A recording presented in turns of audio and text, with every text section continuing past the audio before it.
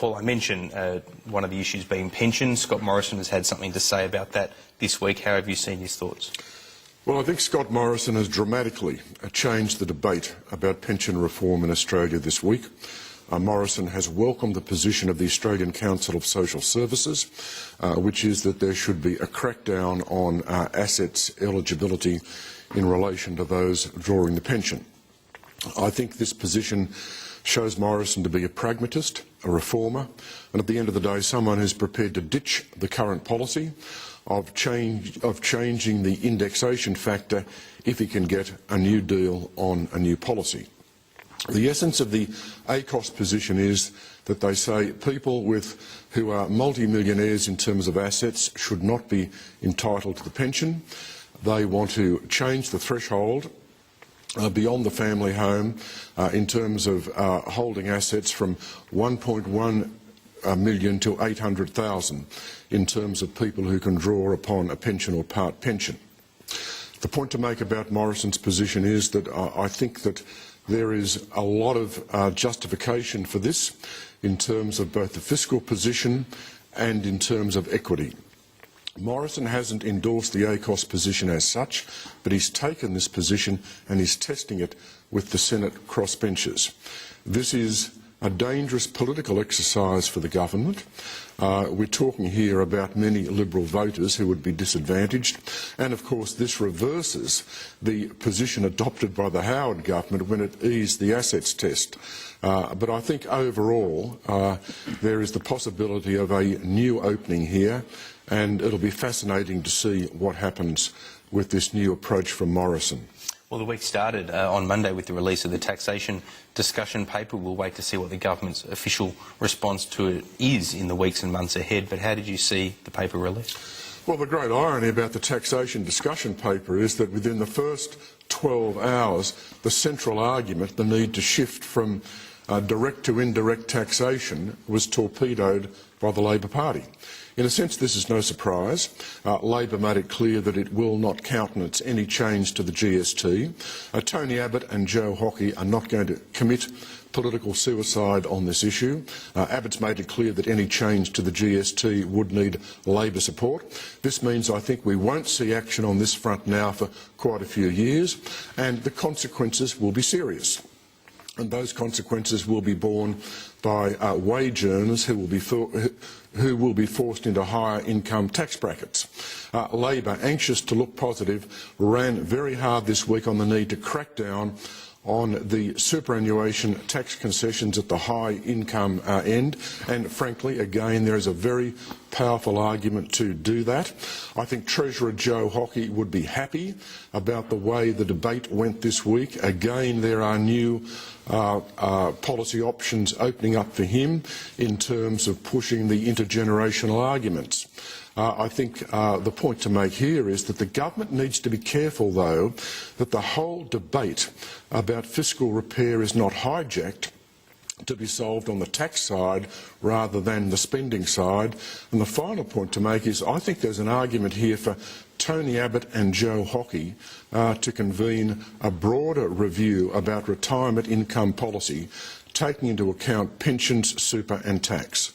Paul Kelly, thanks very much for that analysis. I'll be getting your views soon enough, Adam Crichton, but we'll start by seeking the views of the Assistant Treasurer, Josh Frydenberg. He joins us now live out of Melbourne. Thanks for your company. Nice to be with you, Peter. Can I start by asking you about this bank tax, which the Treasurer has all but ruled in?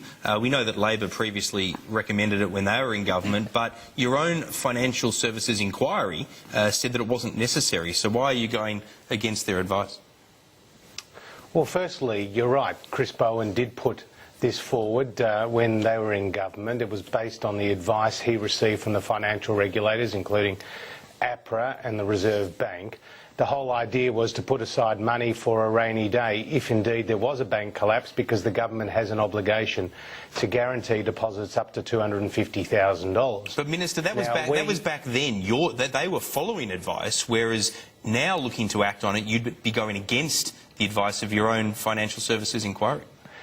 So, Peter, we then, as you say, referred it to David Murray's Financial Systems Inquiry, and what he said is if you could deal with the capital adequacy of the banks, therefore to strengthen them by requiring them to hold more capital than they currently do, then a measure like this would not be necessary. Now, we are working through the recommendations of David Murray's inquiry. We actually haven't made a decision on this bank deposits issue that you referred to, but certainly we're conscious that David Murray has said it needs to be weighed up against other measures that the government may take to ensure the strength of our banks if for a situation if there is one day another global financial crisis. But Minister, surely the way the government is talking about this particular tax, it's simply a revenue grab, isn't it? Because if a bank gets into trouble, then the funds required can be recouped later.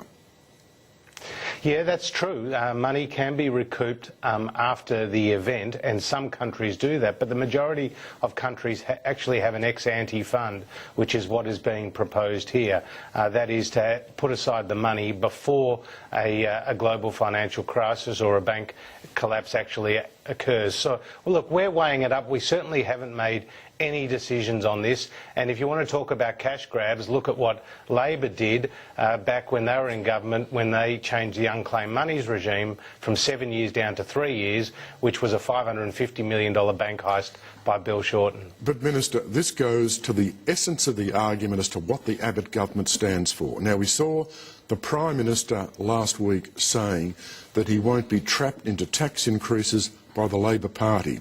Yet here we've got the government considering this sort of a revenue grab. Now, I ask you, don't you think there are problems for the government in terms of how it's going to be seen if it walks down this path?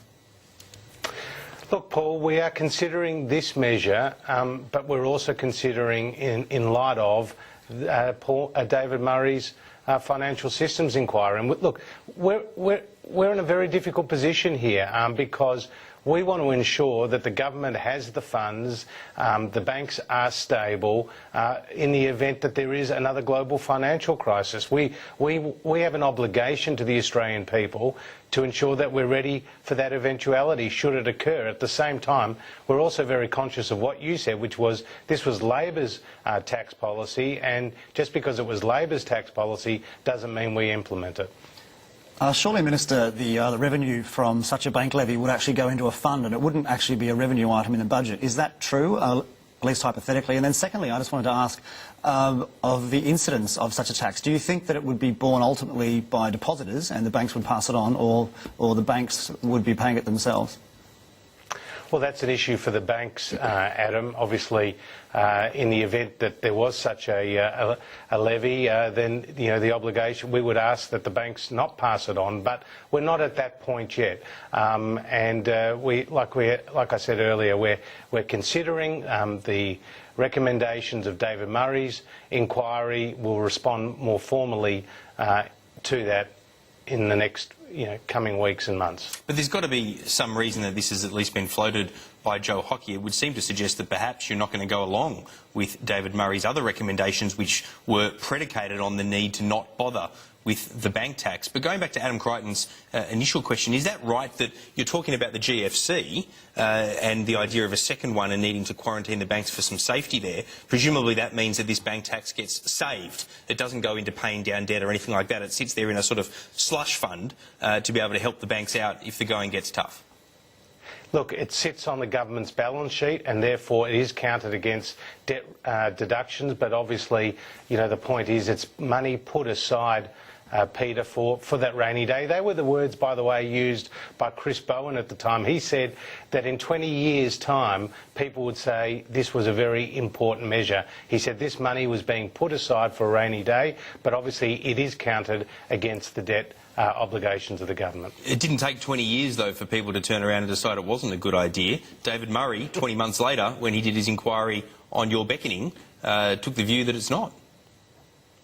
Well, it was on the advice, Chris Bowen took this on the advice of our regulators. I mean, the Reserve Bank of Australia, APRA, ASIC, other key players all had input into this recommendation. Now, Chris Bowen took that decision in government. It was one of the many measures that they announced, but they didn't implement. Now we have referred it to David Murray's inquiry. As you say, David Murray has recommended against it, with the caveat that the other measures are put in place to strengthen the capital adequacy ratios of the banks. We will respond in due course, but this is a very difficult issue for us to deal with. Just on some of the broader issues in the tax paper that came out on Monday, I wanted to ask you about dividend imputation. Minister, some of the Liberal backbenchers have already come out and criticised some of the findings in the interim paper, and I'm just wondering whether you have any priors on whether dividend imputation is a waste of money, as was suggested. It's $20 billion a year of foregone revenue, roughly. What are your initial thoughts, rather, on the system? Well, Adam, as you know, a lot of retirees rely on those franking credits, and it does, it is a part of the tax system that we have it. But as you know, the report did say that it doesn't help attract foreign capital into Australia because it is something which benefits resident investors. But the point about this tax paper more generally is that everything's on the table, whether it's dividend imputation credits, whether it's the GST, whether it's negative gearing, whether it's capital gains. All the sacred cows are there, unlike the Labor Party's Ken Henry review, which left GST off the table. So we're happy to have a discussion about dividend imputation credits. I note that some of my colleagues have come out strongly against it. I note that a number of retirees rely on their franked dividends. But if we're going to have a comprehensive look at our tax system, a tax system which resembles pretty much what it looked like in the 1950s, with an over-reliance on company and income tax for 70% of our total tax take, then everything has to be discussed. And that's why this is a three-part process: the discussion paper, followed by a green paper or options paper mid-year, followed by a white paper in the lead-up to the next election, where these specific options will crystallise ahead of our policy development for the next election. So, we're happy to have this discussion. We've got a long runway, and let's leave everything on the table. Well, now let's have the discussion then, Minister. Joe Hockey signalled this week that he's certainly prepared to look at the extent of super tax concessions at the high end. Given the budget situation, given equity factors, what is your own view about action on that front? Again, we're happy to have a look at the entire superannuation tax concessions, because the sustainability of them, Paul, are coming under question with an ageing of the population. You see, when the super guarantee came in, or compulsory super, in 1992, the life expectancy of an Australian was 72. Today, it's 82. In 40 years' time, it will be approaching 100. And this has a major impact, not just on our ageing, on our pension system and our health system, but also on our superannuation system. Now, I'm also very conscious that people prepare for their retirements, and they take a number of actions in the years leading up to that point to get themselves financially ready. Now, when Kevin Rudd went to the 2007 election, he said we wouldn't change superannuation one jot, one tittle. Now, as you know, he reduced those contribution caps from 50,000 down to 30,000, and he also increased the tax on high-income earners, the contributions tax, from 15% to 30% in super. And so there has been a number of changes over the years, and that was part of his $9 billion tax grab on superannuation. So we actually have to be very conscious to bring some stability to that system, and that's why you referred earlier to a broader look at the superannuation retirement taxation system, and there is a lot of merit in that, and I know Joe Hockey's giving a lot of thought to that proposal, because you can't look at any of these individual issues in isolation. You have to look at the broader system and how the superannuation system impacts upon the pension and is affected by the tax system. Minister, are we likely to see an announcement from the Prime Minister and Treasurer in the near future about a broad review of the retirement income system dealing with superannuation and pensions and tax? Certainly we're very attracted to this idea, Paul, because you can't look at any particular issue in isolation. And one of the key statistics for me out of the intergenerational report was that 70% of people who are eligible for the pension today take it. But in 40 years' time, that number falls to just 67%.